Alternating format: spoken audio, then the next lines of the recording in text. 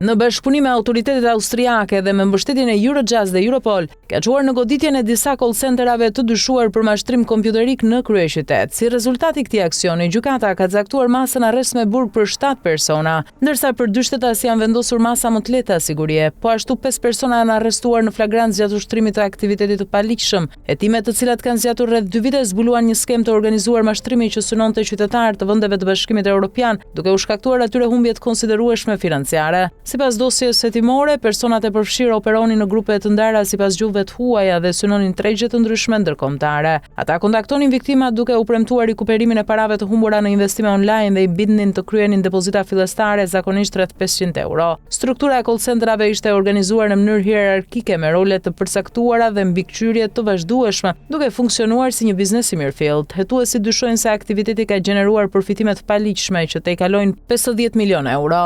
Viktimat tërhiqeshin përmes reklamave të rreme që përdornin figura publike, ndërsa një pjesë e parave dyshohet se është transferuar përmes kriptomonedave për të fshehur gjurmët. Gjatë kontrolleve të ushtruara në subjektet e përfshira, autoritetet sekuestruan një sasi të konsiderueshme parash dhe pajisjesh elektronike, përfshirë qindra kompjuter dhe telefona. Hetimet vijojnë për identifikimin e personave të tjerë të përfshirë në këtë rrjet të dyshuar mashtrimi ndërkombëtar.